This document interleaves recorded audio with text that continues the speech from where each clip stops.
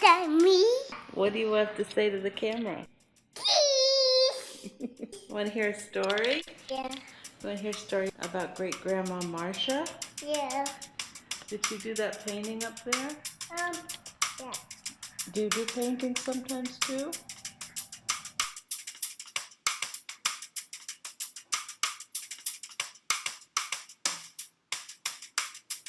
She would begin my birth story by telling me she didn't put the brushes down until her contractions were 3 minutes apart. I mean, some people weathered it quite well because they started at the beginning, and I just had this impossible way of getting from A to B. But somehow I made it.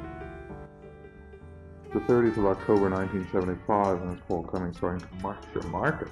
Let's see, you were born in New York City, right? 1928. So did you grow up in Manhattan then? Whereabouts? All the way up, you go inward, all the way up, and it's near Newport Park, Newport Drive Park. Being born in 1928, you must remember the Depression years. Oh, vividly. I met her somehow, some way, but it wasn't very hard to meet her because she was very commanding. Her presence was easily felt in a room. There was a point where I went to the art store and came out another person. What in huge stretchers, the good canvas, so that I was doing really big paintings. I had an account at the art store. Then I was in it. Because if you weren't going to do it right, why do it at all? She never would talk about her work. She never talked about it with me. She just did it. And she sort of I think she had this sort of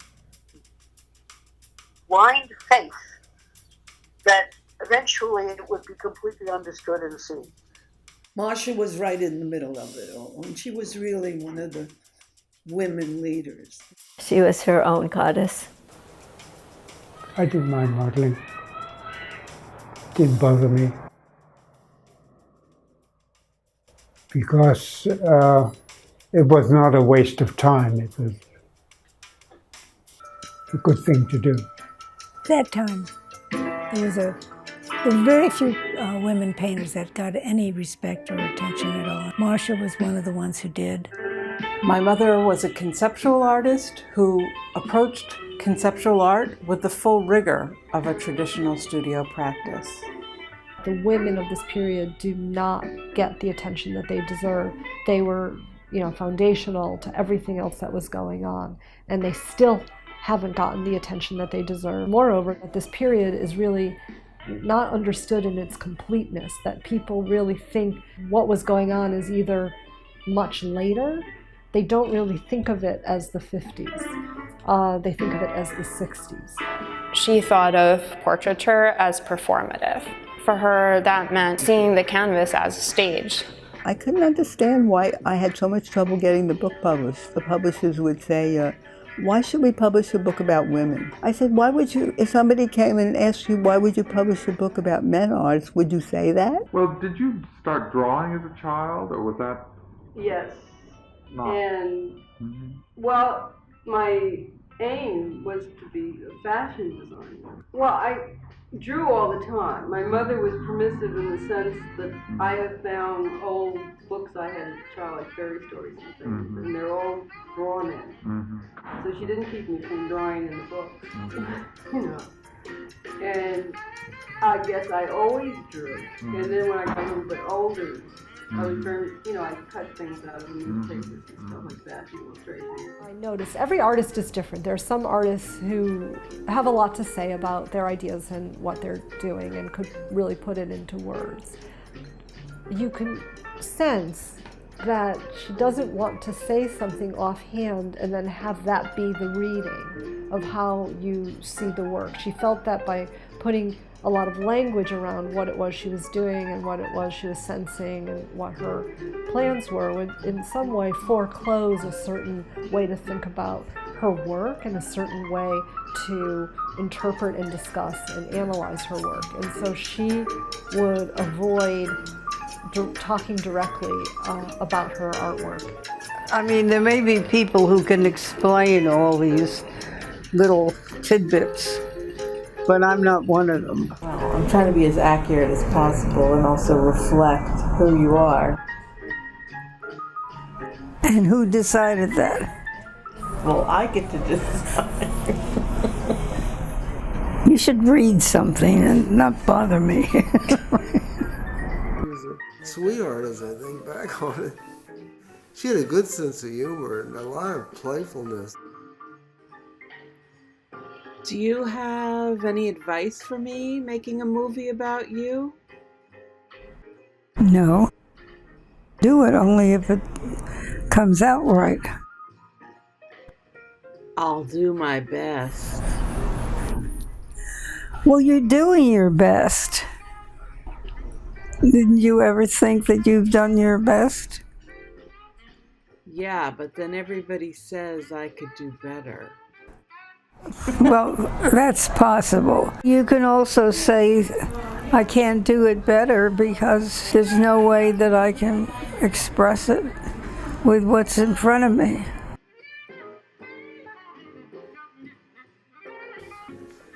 She had authority, but with a lot of style.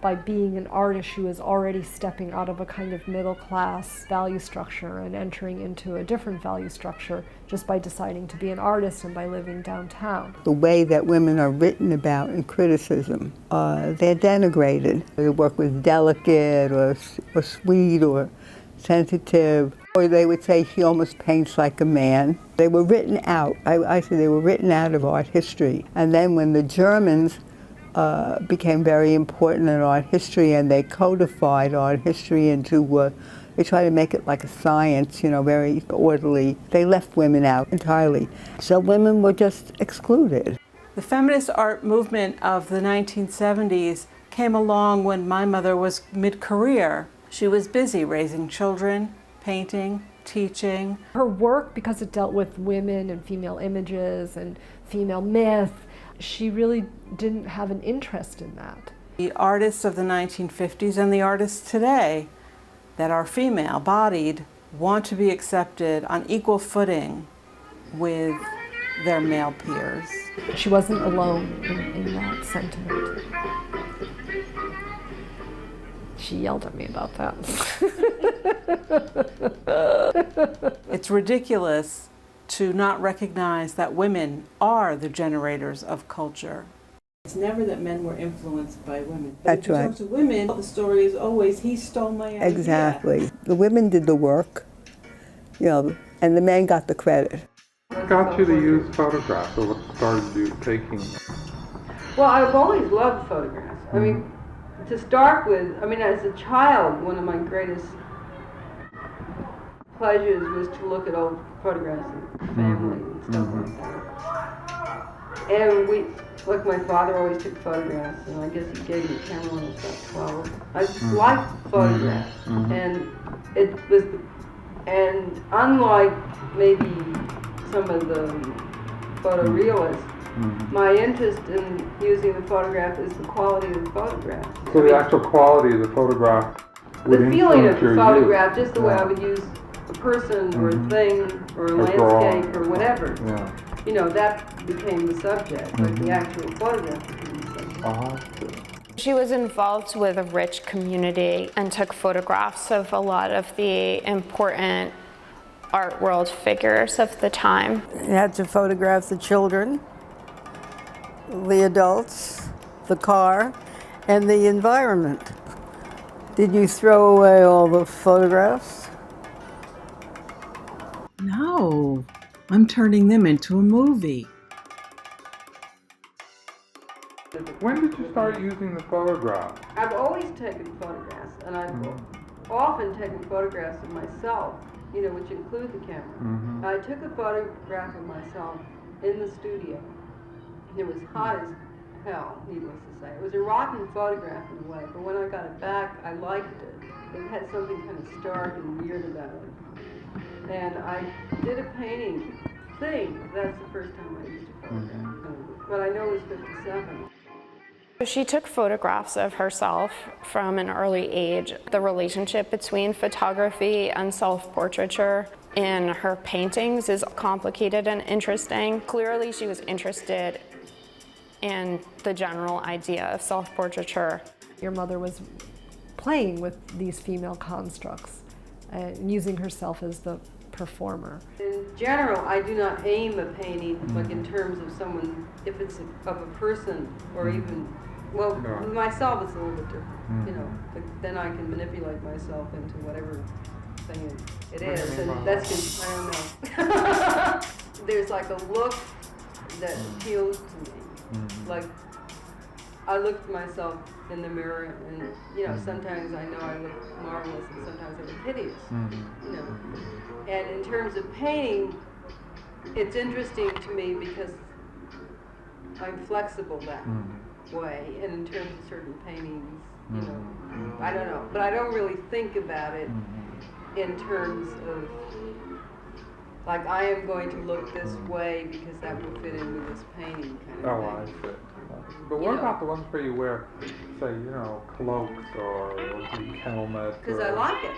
I see. When did you start doing that? Like the one in 57 was probably, like, in a sense, the beginning. But then after that, I did a number of them during that winter, about spring. And then the next summer, did a number. What do you think? I did a whole bunch. What do you think of this? I mean, like you're. What is this? I mean, the fact you've done so many portraits of yourself in so many different ways over the years. I mean, why?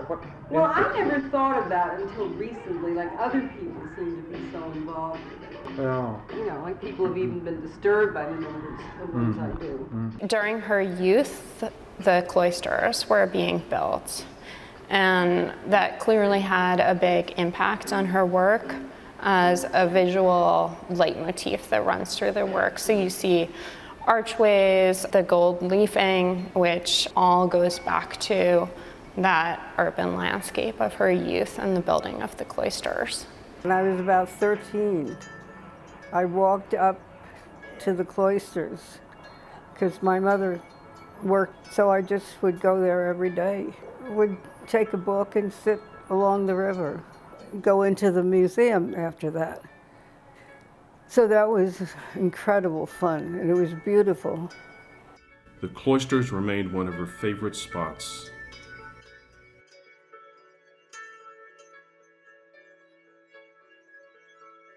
First of all, she had a great teacher in Edwin Dickinson, who really gave her a great start in terms of her developing her style and technique with it, and also work ethic, which she had both of those things that she learned very well from Edwin Dickinson in particular. And I worshipped him dearly without being stupid about it, because he just was a wonderful, wonderful person. And you don't get many of those around. So Dickinson, in a way, was like super factual, like with the plumb line and the angle of the leg and the thing, except that you went on to really see, which is like something I got that I say to my students, like, I'm not trying to teach you anything except to see, to really look, and to get to something, right? Yeah, she did have some terrific, marvelous skill, which just shows up right away. There's the academia aspect where Dickinson, I think, it does lend himself closer to academic artists. And Marcia kind of breaks away from it by different kind of modern ploys like flatness or gilding a large area of the canvas so that it stands away from everything else. She's doing all that all the time.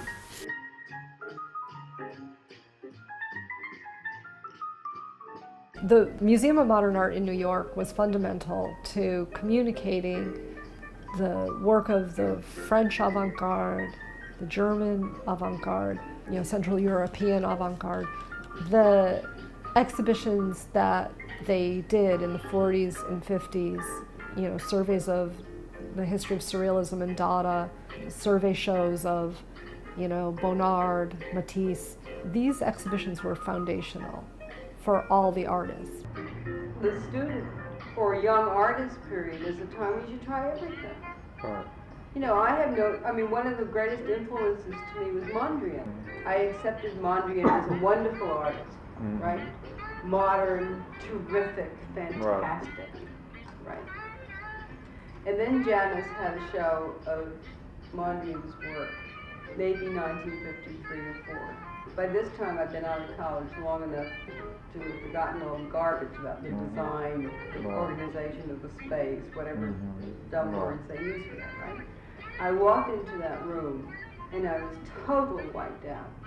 Because no one ever talks about the vibrations that happen when these things meet, just in terms of the paint. Right.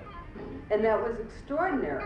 And it had a great deal to do with my work later on, like this kind of thing that happens when two things come together. So you have two things going on in her paintings, and one of them is that silhouetted figure and flattening of forms that's related to Cooper Union at that time, which is the early 50s. But the other thing that's in her paintings is a really complicated and subtle relationship to tonal painting. So if you look closely at them, they're not completely flat, monochromatic planes in her work. There's always this very subtle tonalism and very adept draftsmanship.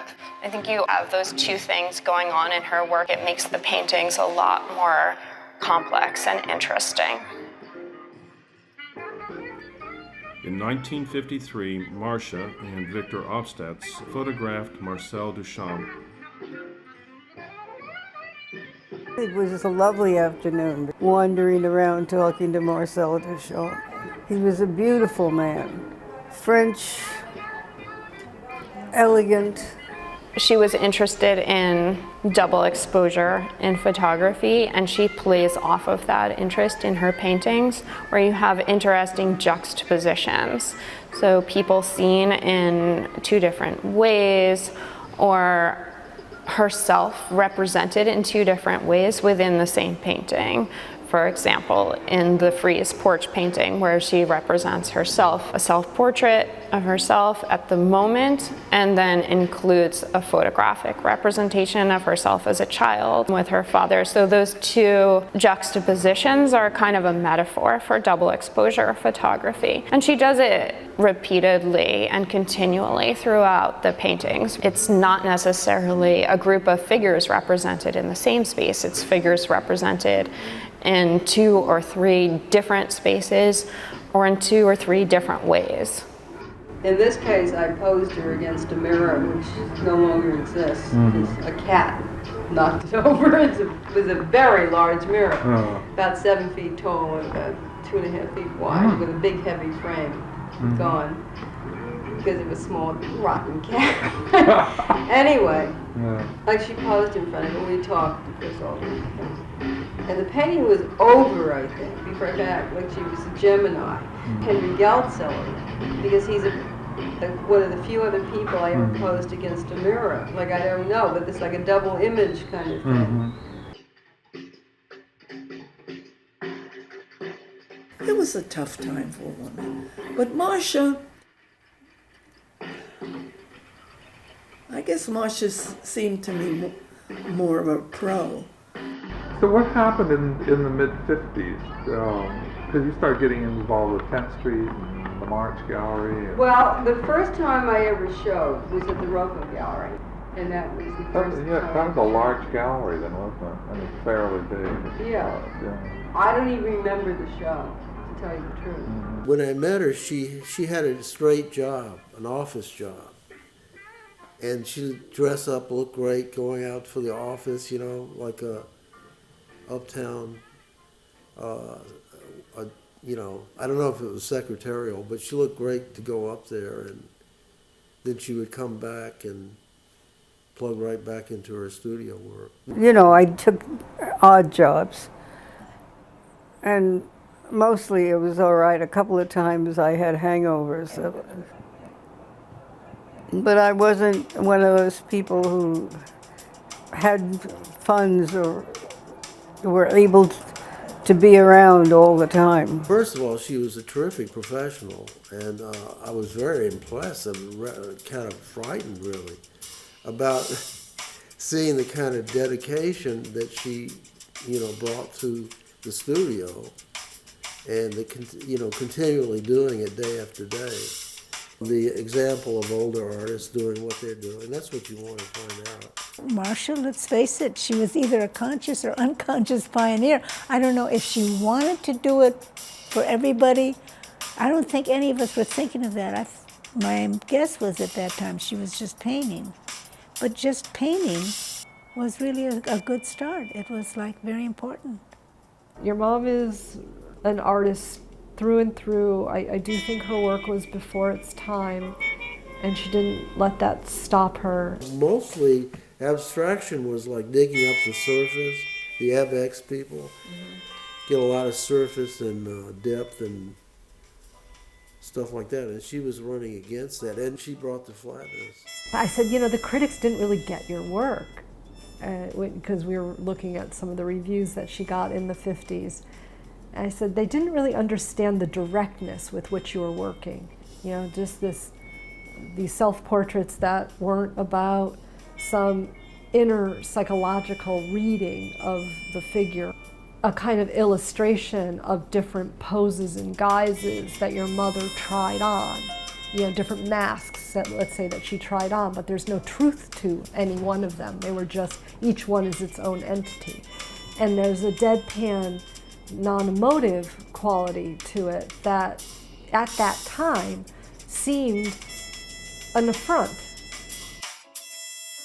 And I said, oh, if only you could have emerged when Cindy Sherman was emerging. You know, everybody would have understood what you were doing in the 70s, but nobody in the late 50s were going to be able to understand what was happening. And this is also before pop art, where also there was a kind of flattening of subject matter and a removal of a kind of emotive aspect.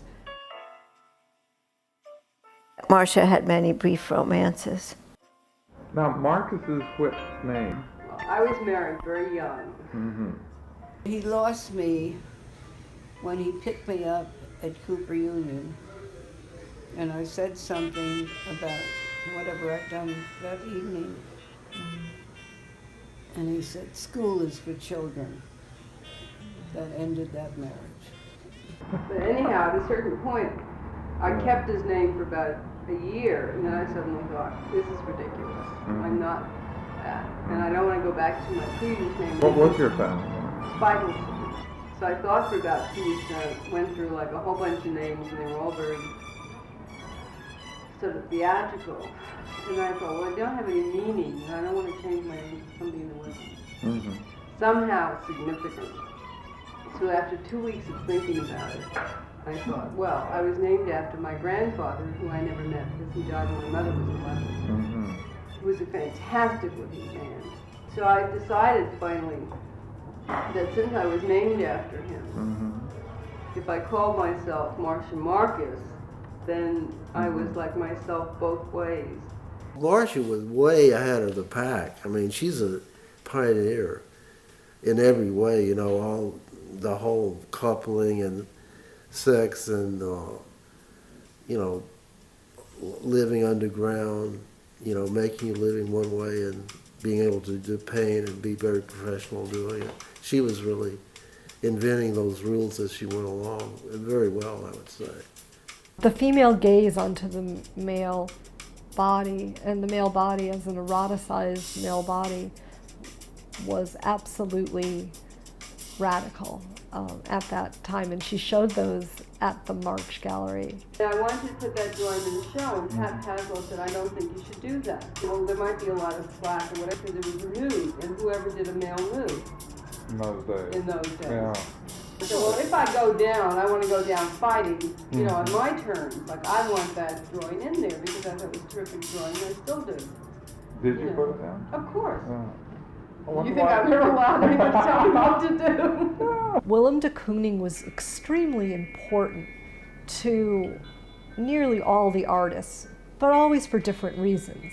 In fact, your mother has these great stories of de Kooning coming to her studio. One day I looked at something I was doing and I said, well, I can never be de Kooning, who I thought was the greatest. Right. I mean, of the three giants of the time, that's the one I feel the closest to in terms of respect or like learning something from that. What do you think you could learn from de Kooning then?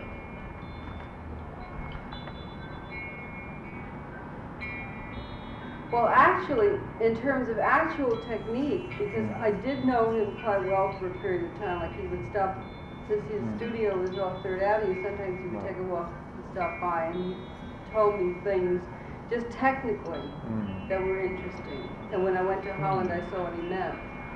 Because he had been a house painter. Right. Okay. So I remember him saying once, like, to get a smooth surface, like he was talking about how he used to house paint and how they used to get completely smooth, glossy surface by dipping the brush in water. And you know, if you know my work from like 1961 or something, when I finally achieved what I consider like my style, I did use it a lot to get that smooth surface. But it was never an end in itself, and he was like, to me, the most vital. There's something about him that's special. He was attractive in many ways. He was a wonderful person. He had a way of speaking. De Kooning is like fantastic looking. Well, I remember de Kooning came by, and he looked at it and said, oh, that's very good. And I did something that was totally different than what I've been doing for 2 or 3 years before, whatever it was. And I felt as if it was a kind of tapestry, in a sense. Like it started at one end and I worked my way down to the other end, right? And there was 2 others, but it was different. It wasn't like the sweeping brush stroke thing like before. It just started at one end and ended up at the other end. And he thought it was very good. By the time I painted him, the ones that are obviously pictures of him, you know, it wasn't like sex. Although it was sex. Marcia Marcus's work was ahead of its time, and there's a kind of fearlessness. She very unapologetically took on the subject of the male nude. There was an eroticism going on that was, just like her self-portraits, extremely frank, unapologetic, and direct. An assertion of her subject matter that was really clear, easy to read, and as she said, either you like it or you don't, you know, it's not my problem. You know, that attitude, and that attitude by a woman artist, was also, you know, pretty bold.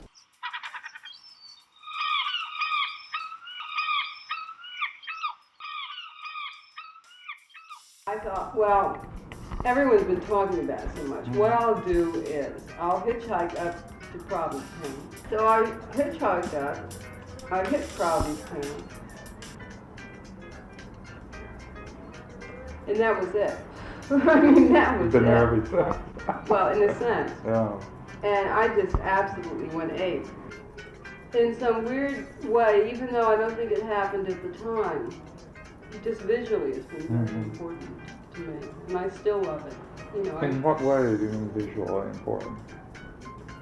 Well, there was kind of clarity of just colors and things. I mean, but just in terms of the place, I absolutely fell madly in love with it. Like I entered on this sunshiny day with the tide out and the flats just sitting there and everything sparkling, and I thought, oh my God, this is it.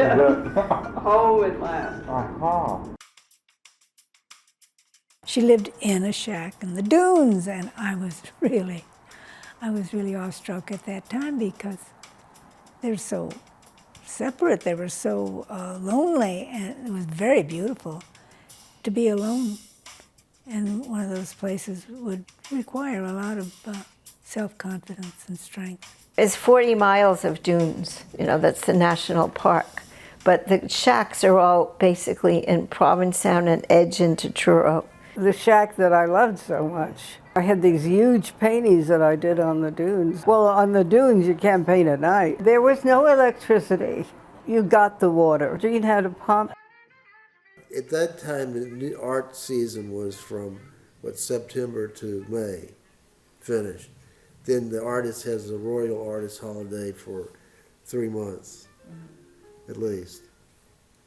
So that's how we thought of the year like that, the winter season and then the summer vacation. At that time, P-Town was like what was really happening in New York. It was really the extension. Now it is no longer that, really. But then everybody who was like the whole Lower East Side just moved up to P-Town, and we were all there, and then we'd come back. It was like that. Everybody was living that way. Now, you've had some shows in Provincetown, right? Oh, many. When I first went up, the first year, the guy who had the jewelry shop showed a few paintings. Like, I think it was the next summer, 53.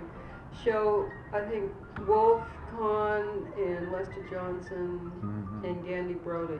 And I don't know when the Sun Gallery opened, but that was the most vital because that's where Red showed first. That's where I first showed.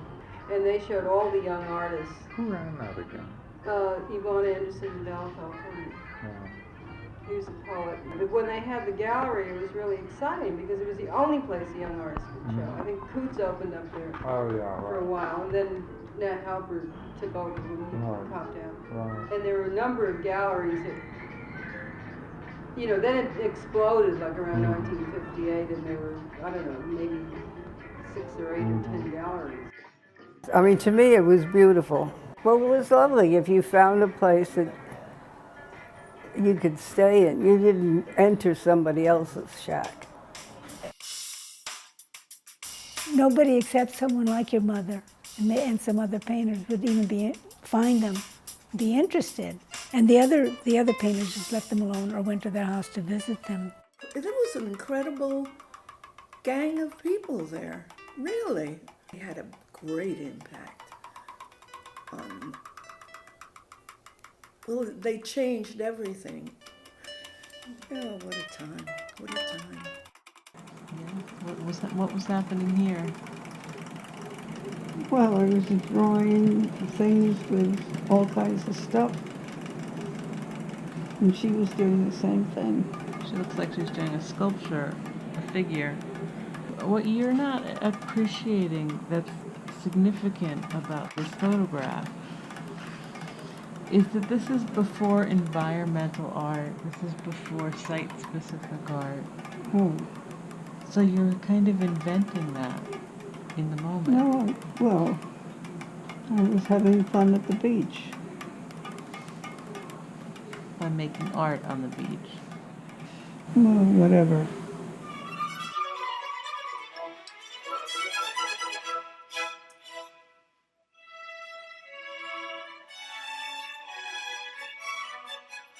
And then I got to the club, into this whole scene. It was very important. I mean, I spoke to someone about a year or so ago who said she could never go into the Cedar because she felt intimidated.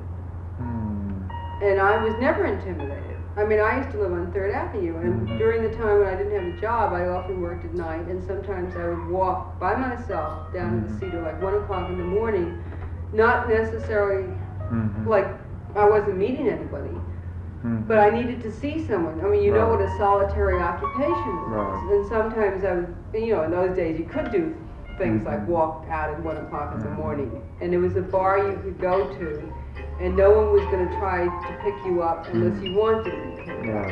You know, like I would never have thought of going to my local bar at 1 o'clock in the morning, that's for sure. I mean, we all know that.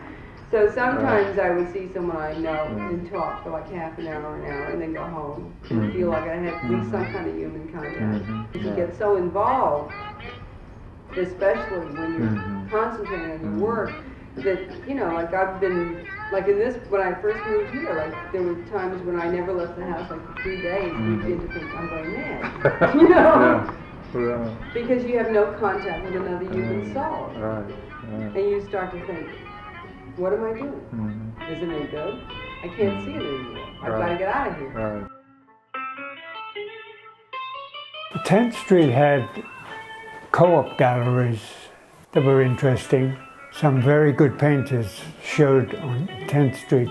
She was big on that scene. You know, she had the sparkle of a star. She was a star. Art was part of that person's identity. Art was a serious endeavor, and the galleries that the artists founded were the venue, and a very important venue for getting their work seen. Marcia, she was involved in the March Gallery and the Delancey Street Museum. On 10th Street and then surrounding 10th Street between 4th Avenue and 3rd Avenue was a whole host of galleries that opened, influenced and perhaps catalyzed by the Tanager. And that was an important thing, really was. Tanager itself was catalyzed by the 9th Street show, which was in 1951, the year before, that was organized by a group of artists, many of whom were affiliated with the club. The club didn't show artwork in its space. They had lectures, panel discussions around issues involving painting and sculpture. With the 9th Street show, designed by Frederick Kiesler, Leo Castelli also helped in the layout of the exhibition. It was the first time that the work of abstract painters was all brought together, 2 different generations, you know, in 51, the older artists, and then also the younger generation. Rauschenberg was in that show, for example. For many artists who were not even in that show, one of whom was Charles Cajori, one of the founders of the Tanager Gallery, this exhibition made people realize we don't have to wait for a commercial gallery to be interested in our work. We can organize our own exhibitions. And they were nice, kind of small lofts that had steps going up to the 2nd floor from the street, some of them. It's very cozy. I mean, amazingly cozy. Red Grooms, as someone who ran 2 spaces, was very welcoming and very much in support of the work of male and female artists, but also felt very strongly that your mother's artwork was really substantive and needed to be seen, and really wanted to give her his loft space as a venue for her solo show. Actually, anything you do is okay if it works. And there was a great deal of freedom in that anything... Let me ask you a question. You said that it works. Now that, to me, has always been a term of the 50s and early 60s, and you don't hear it. Well, maybe I'm stuck. No, but you don't hear it so much anymore. Well, because paintings are not intended to be looked at anymore. Just written about. Yeah, you know. Yeah. I mean, I suppose it has to do with a particular age, because like even phrases go out of fashion. But what did that mean to you at that point? What it meant to me really was like a thing you feel, so that it's not simply a question of dividing the space and finding colors that do something. It's more than that, you know. So it's really the intensity with which you express what you personally care about that's important. That works. That's what I mean, you know. I mean, how else could Pollock carry it at all? I mean, that's a totally different thing. It works. Like you stand there and you're mesmerized by it the way you should be by a great painting. That works. Yeah. The 10th Street galleries began in 1952 with the Tanager Gallery and came to an end of a certain energy, let's say, when the Tanager closed in '62. Marcia met and married Terry Burrell in 1959. I mean, we all knew Terry. A lot of people liked him. I liked him for a while. Nobody's perfect. I met Marcia Marcus in Provincetown.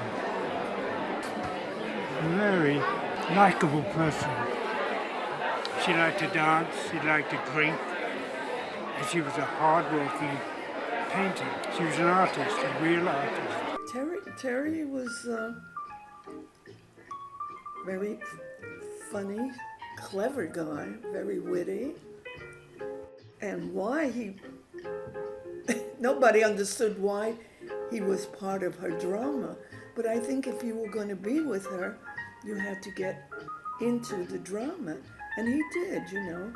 He'd serve dinners. He'd come out in his, what do you call those things? A sarong. Sarong. You know, he played that part very well. He was always very clever. Did you even think that he was a painter or an artist when you met him? No. I knew that I was the painter, and if he had gone to show his work somewhere, I would have been shocked.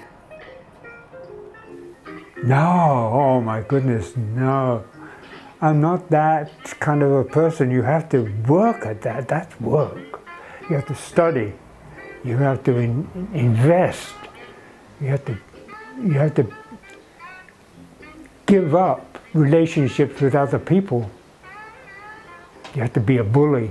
You have to be strong and get your work done. Market the work, distribute it, travel from city to city, talk all the time, drink, make friends, give dinner parties. Well, he served his purpose. He had the children. What more can I ask? Marcia, too, had no problem being in the art world and associated with dealers and everything, and collectors. It's just natural to her. And then when she got support uptown, above 14th Street, she did very well. The initial idea in the early 50s was that they wanted to do what the Europeans had done and were still doing, but they wanted to do it as Americans. And then there was this shift, somewhere around 58, 59, to wanting to just do something American. So the one was trying to translate into American, European ideas, but translate it into something American. And the other idea is to just do the American thing. And when you get to the do the American thing, you'll see the road start to lead towards pop. And that sensibility, I think, belongs more to your mother, who followed her own path. So your mom was prescient about that, but hobbled by it not fitting into the terminology of the time. It helps to be part of an ism. Marcia and I were individualists. The happening initially was a collage of rather abstract events for movable audiences. Marcia, she was one of the original happeners too. And her happening was great. A garden, it was called.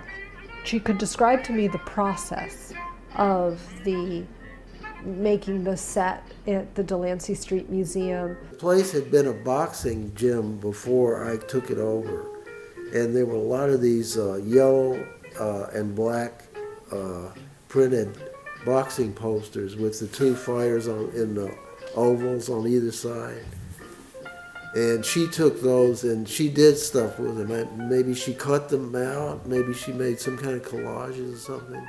Inviting Red Grooms to dance and Bob Thompson to play the bongos and make percussion music.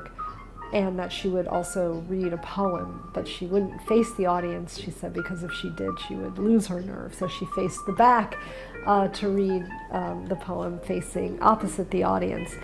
Bob Thompson playing bongos, and I am dancing with a kind of sheer costume in the background. I know that Dick Bellamy was in it, for sure, because I saved him from a horrible fate, because she also had a lot of candles on the stage, and he was wearing a sort of gauzy bathrobe or something, and his robe caught on fire, but I have to, very coolly, I have to say, I just tapped it out with my hands, quickly before anything happened. I remember that. And I said, well, why did you have Red Grooms dancing? And she said, well, because he was one of the weirder dancers that I knew, and I liked the way he danced. I suppose there's a wryness. She had a good sense of humor and a lot of playfulness. Oh, she had a great sense of humor. She really knew how to charm. I think maybe she was on the stage all the time. She was known for the parties that she hosted that crossed over into events that were considered performative and then figured into her paintings and the roles and costuming. I remember she had many parties at her loft.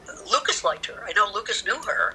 And it was really, I think, through Lucas that I spent some time with her and got to know her better. Well, a lot of people at that party, and it was a kind of, the whole idea of Lucas painting me, he painted a lot of faces. It was like a circus. It was really an extravaganza. People came all dressed up. I came all dressed up. The dress I'm wearing in that photograph, I still have it. But it was the scene at Marcia's, Terry comes out with the service, serves everybody, throws a few good one-liners at her, so the queen is sitting at the head of the table, and all of us peons are sitting on the rest of the side, and the queen has this incredible blue goblet and an incredible black something plate and and everything. But there was a sort of a smile going on behind it. She knew what she was doing. She's lucky one of us didn't get up and stab her. Happenings in the Marcus loft were social and fun. People dressed up, there was music and movement, face painting, moments of silence, delight in chance events, and pleasure. Several large group paintings of the time reflect this new art form.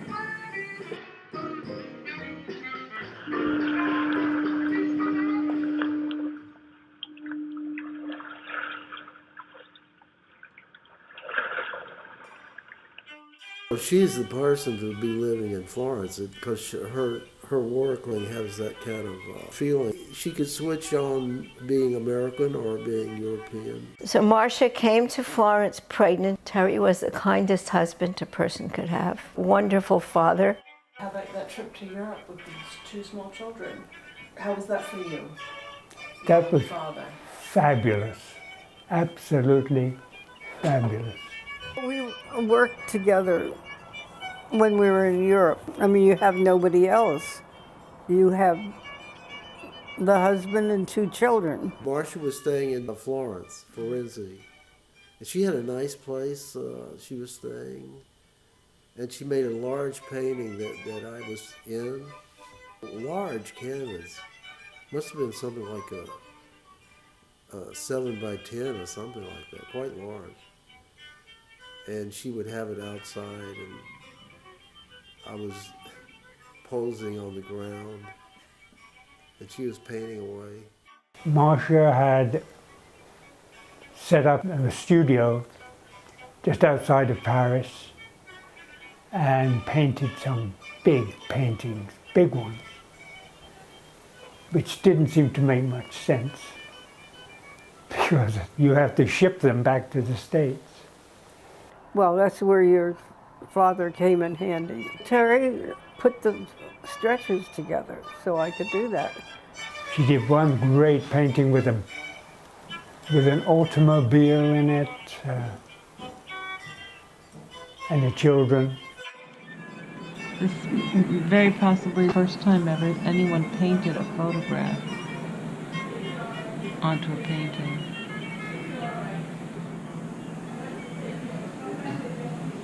Well, I did the car.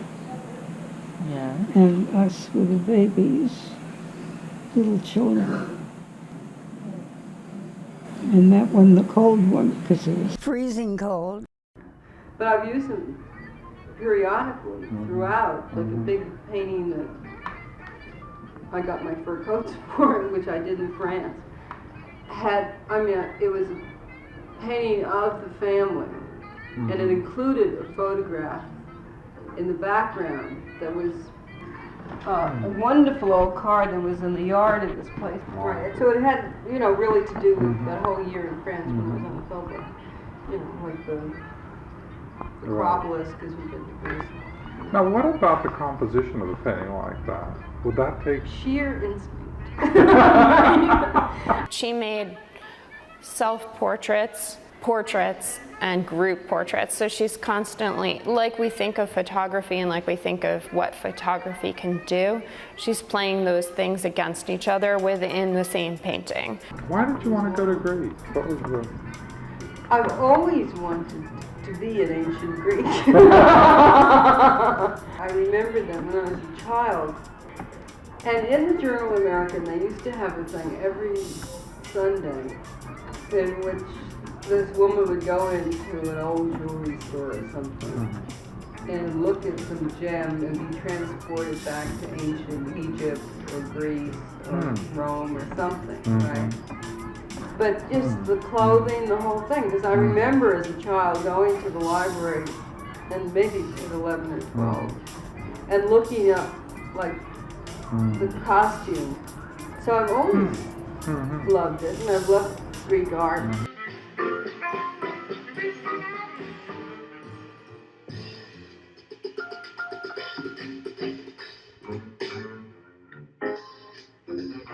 So in those days, you would just carry your paintings on the street. It wasn't strange. So she had 3 paintings in that show. The Whitney purchased one. And so she had 2 paintings, and she thought she's by 57th Street. And so she carried these paintings where she was 6 to 8 months pregnant.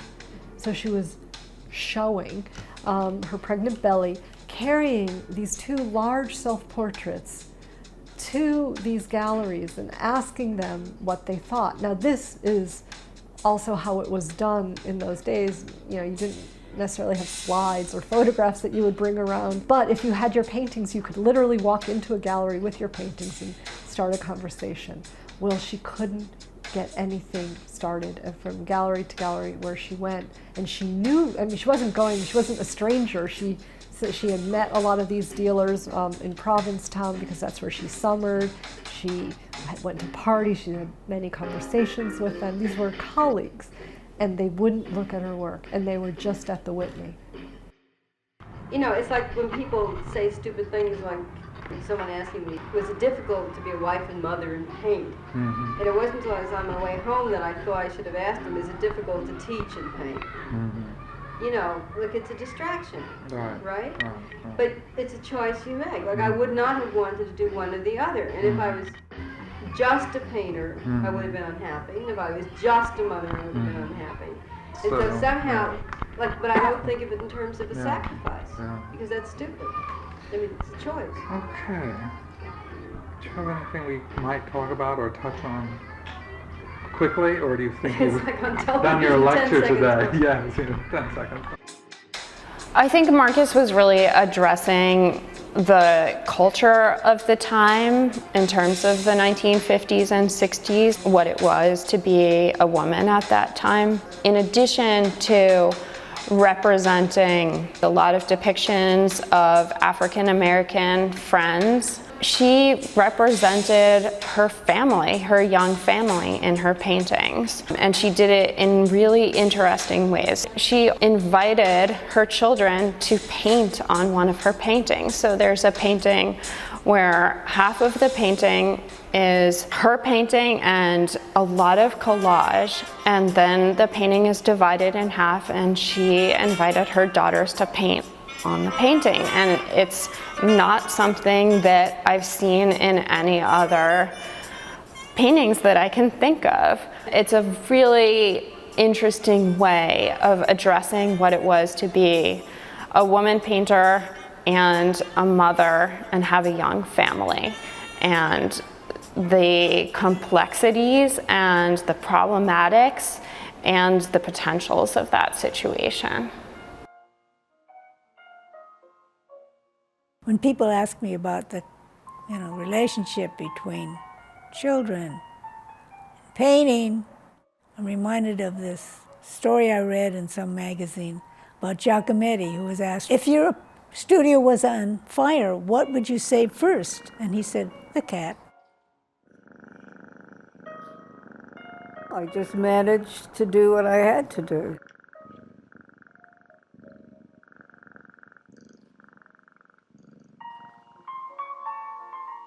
Marcus was a painter who tended to close forms and use that silhouetted figure against a flat ground. But collage is a way to open it up and break apart forms or construct forms in a very complicated way.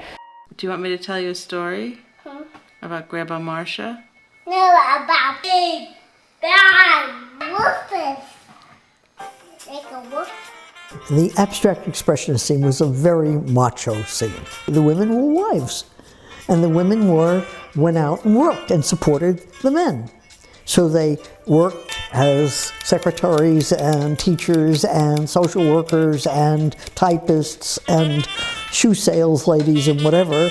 And then they come home and they kept house and they cooked and they cleaned and they paid the rent because their husbands weren't making any money at that point. I was like a reporter, I felt, I'm just here as an observer. But somebody turned around and said to me, Cindy, did you ever have any problem because of being a woman? And I said it was like, the Zen Buddhists called Satori, they hit you on the head. And all of a sudden you learn, you're enlightened, and that's what happened to me. Women are bitter about it because it was a male chauvinist scene. But in those days too, there were not so many women around who wanted to be painters. Well, I don't think that's true from what I know now. Wow. Well, I think there were, but obviously some of my best friends have always been men. How did anyone ever get any place? Like, who was in a position of influence to invite you to a stable annual or to, like, any place else except another artist who's usually male? Right. Well, I never saw any separation between men and women artists, except, I know they weren't getting the breaks. I know that. Definitely was gender bias. Still today, I should imagine. Did you experience sexism in your career? Who, me? Do you have any thoughts about gender bias in terms of the way... Are you kidding? Of course. The men treated the women so badly during those years. It was incredible, unbelievable. And they would never look at women's paintings. They would never even think of them as painters. It was really extreme.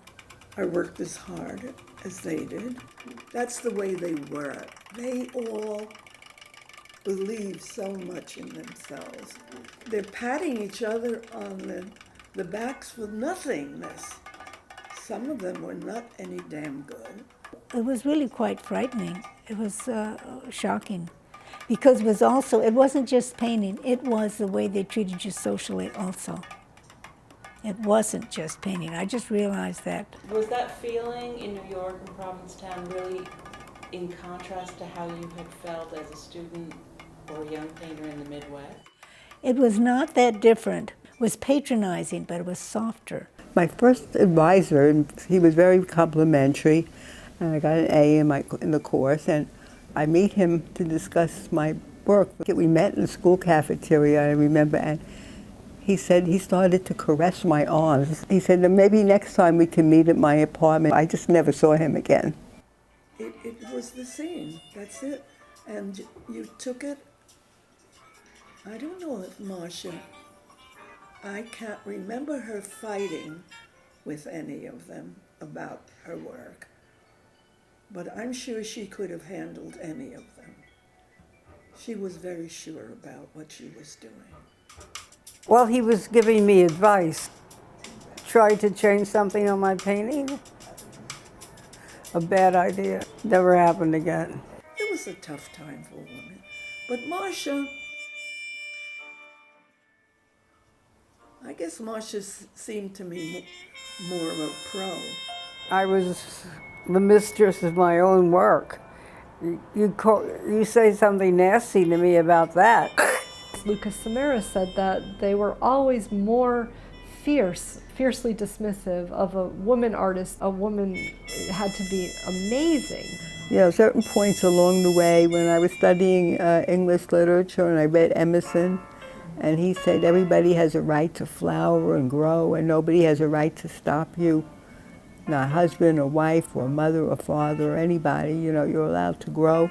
And I took it, you know, like I said, that means me. Did you think it was a little different for Marcia? I think it was, in a way, because I know Marcia got galleries, and I know that she showed, and I know that she got represented in a way that a lot of other women did not.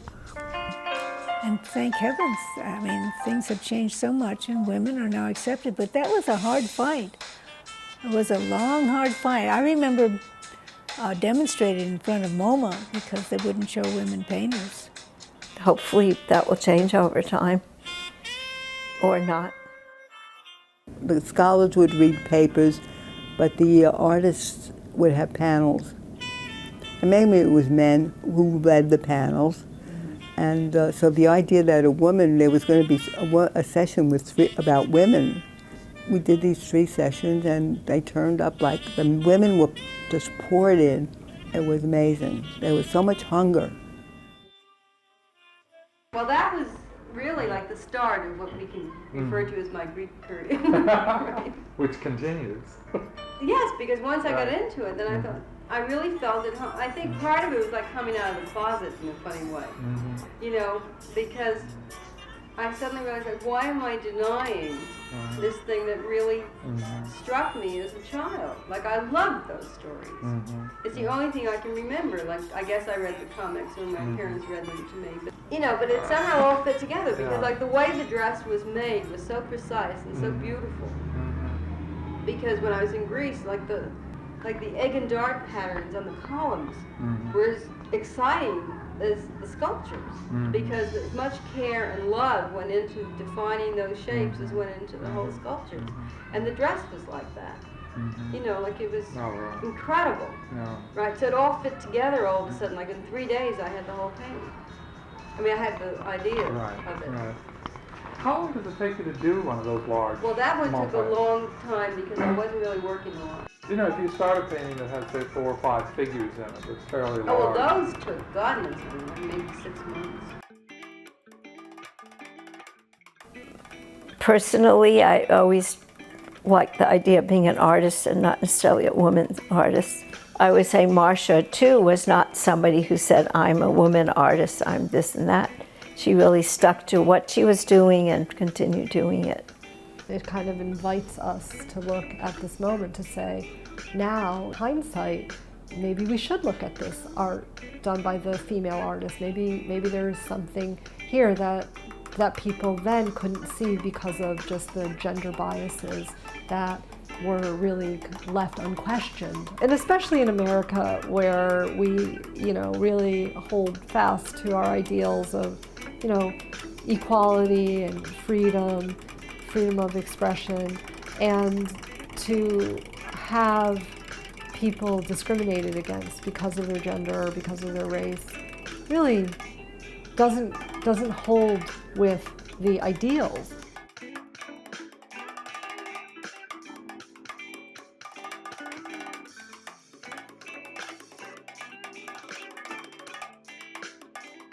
There are people who justify their non-participation in all the garbage entailed in the art world by saying that they're too good for it, they don't want to go through that, and any number of other excuses, which is to avoid the issue, because you have to take all that crap along with being an artist. It's just simply part of what you have to do. Nobody that I know really likes it. If you really want to be serious about it and be an artist, you have to do all that. I mean, you have to have a gallery, you have to show, you have to sort of lay yourself on the line.